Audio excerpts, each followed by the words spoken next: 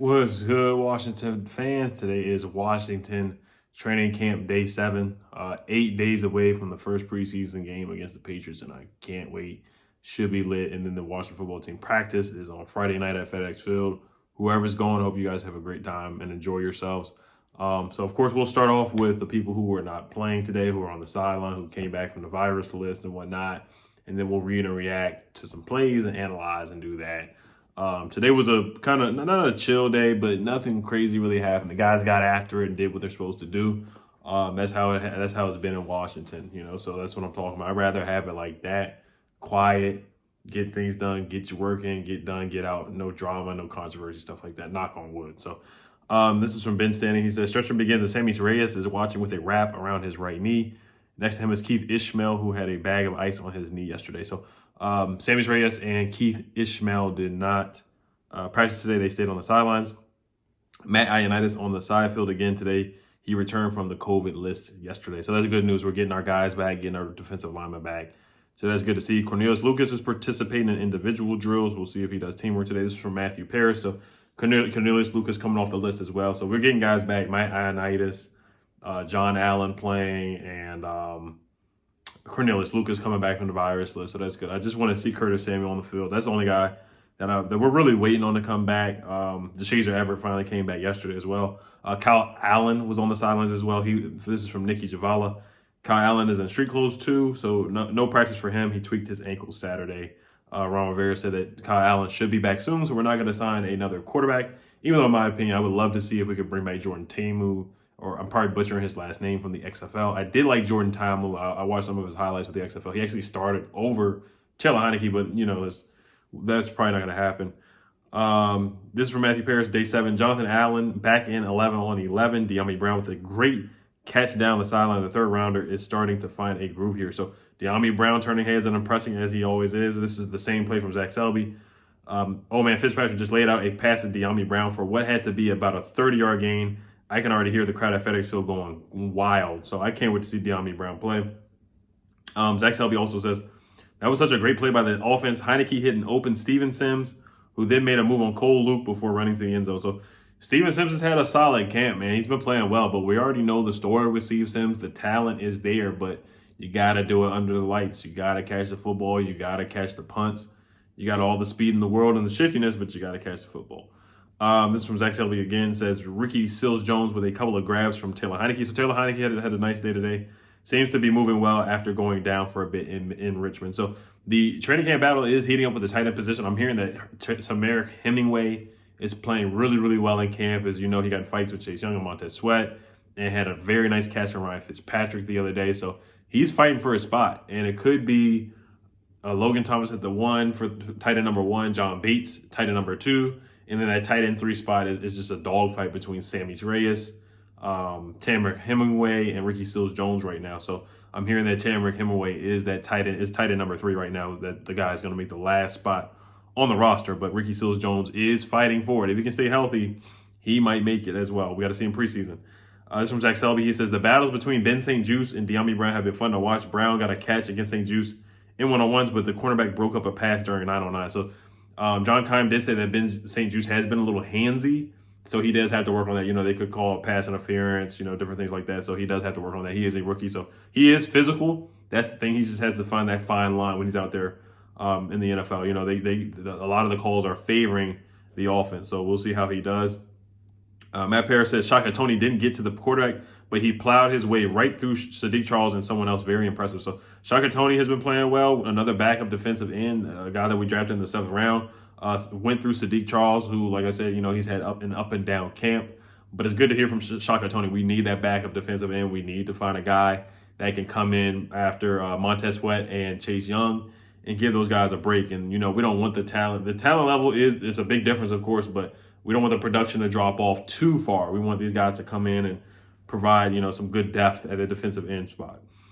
Zach Selby says, just saw Cole Holcomb do a nice job of filling a running lane, which forced the running back to bounce the play outside for what may have been a 1-yard gain at best. Cole Holcomb has been one of Washington's best run defenders the past 2 years, and he continues to impress. So Cole Holcomb's having a good camp. Love to hear it. Lake Lewis Jr. says, great throw from Ryan Fitzpatrick to Logan Thomas, who caught the seam back shoulder ball in full stride. So Logan Thomas has been a boss. Moss to William Jackson yesterday. He keeps it up again today. Matthew Parrish says, I was interested in how DeShazer Everett would slot in after a strong showing from the safeties in his absence. He's back running with the second team today, and he was with the third team yesterday. So that's where DeShazer Everett is. He did start games last year. We had a couple injuries, and some guys didn't play well, so he stepped up big time for us last year. DeShazer Everett was very solid last year. Nika Javala says, Washington safety Cam Crow has been getting a lot of time with the ones in base alongside strong safety Landon Collins. So that they look like they're going to be our starters. You know, Cameron Crow or Landon Collins, they look like they're going to be our starting strong safety and free safety. Or, you know, we'll just call them safeties. We're not going to give them the free safety or strong safety tag. They're just going to be our best two safeties out there. So I'm excited. We got a lot of safeties. Landon Collins is playing really, really well. He's really been impressing in this camp. So I can't wait to see him play. Zach Selby says, another good play by Steven Sims with another grab as we roll through the last bit of practice. He's been looking solid all day, so he's having a good camp. We'll see how he does in preseason. Zach Selby says, Jared Patterson shows some good vision on another decent game. The undrafted rookie's been fun to watch. So my guy Jared Patterson doing his thing. It's a very, very competitive running back room between him, Lamar Miller, and Peyton Barber. I really hope Jared Patterson can make this roster, at least the practice squad, which I definitely think he will. Matt Parrish says, Cornelius Lucas has gotten a lot of run today, but Sam Cosmi remains with the first team offensive line. He's handled Montez Sweat well for stretches too. So Sam Cosmi is playing a lot better with the pads on. Like I said, it's a competitive advantage for the defensive ends. Montez Sweat is still playing well, but Sam Cosmi is improving each day. And the guys are getting after it. He's going up against one of the best pass rush duos. So he's getting better each day. And this is where he gets better. I mean, it's tough for a rookie to come in. They try to bully him a little bit, and he's stepping up and playing big. We need him to step up. I don't know if he's going to start against versus Cornelius Lucas, but we'll see. But Sam Cosmi is improving and getting better. He's getting more physical. He's getting tougher, getting stronger each day. So I love to hear it. Zach Selby says, another impressive grab from Logan Thomas. I ask again, how does he get that wide open? So Logan Thomas doing his thing. Zach Selby says, it was 3rd and 2 during situational drills, and guess who carried the ball? Peyton Barber, of course. Naturally, he got the first down. So, Peyton Barber, he does his thing. He can get 17 carries for 30 yards, but he will get the touchdown, and he will get that first down. It's not pretty. It's pretty ugly, but he'll get it done. Zach Selby says, Jared Norris grabs an interception and ran down the sideline. Nice way to end practice. That was from Steven Montez throwing the interception to Jared Norris. Lake Lewis Jr. says, this is just a nugget from what happened during practice today. He says, Jonathan Allen grabbed Sam Cosmi and told him not to throw Cole Holcomb off of him. Cosmi has had an indoctrination as a rookie by Jonathan Allen, Chase Young, and Montez Sweat over the first week of training camp. So things got a little chippy there. Sam Cosmi, he's tired of it, so he's throwing guys off him. That's what you got to do, man. You got to step up and be a big man. Ron Rivera, this is from Ben Stanley, says Ron Rivera says James Smith-Williams is going to be part of the rotation. Sounds like he could be that third defensive end behind Chase Young and Montez Sweat. So James Smith-Williams, he could have that role of Ryan Kerrigan where he's that rotational pass rusher. Was a late round pick last year at NC State. He's had a solid camp as well. As I did say, he was one of the camp standouts from last week. Zach Selby says Ron Rivera said Sam Cosmi is not backing down from anybody. He has the potential to be a starter, but he has to keep improving. So he has to get better each day. And he's just, these guys are coming after him. He's a rookie, so these guys are trying to bully him, and he's not going to take it. Ron Rivera said he's looking for that next step from his players after his first year with them.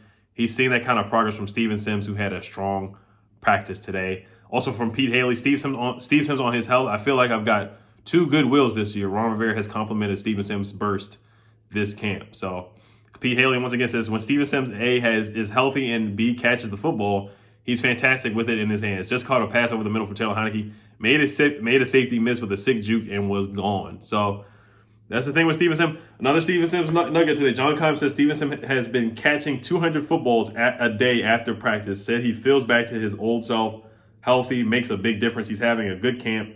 Still a tough competition at wide receiver, but his quickness, he can help someone here or elsewhere. So if he gets released, he might get picked up by somebody. That makes sense from John Keim. I get definitely, you hear the Giants or the Giants are working out Josh Doxson. We know how bad Josh Doxson was here. So I could definitely see the Giants or the Eagles trying to pick up Steven Sims or even the Cowboys wouldn't do that. They have a lot of wide receivers. But I could definitely see one of those teams picking up Steve Sims if he does get cut. Most likely he will get cut. But I could see somebody picking him up off of waivers. I could definitely see that happen. Just like how we picked up Wendell Smallwood from the Eagles a couple of years ago when the Eagles cut him. So I could definitely see that happening.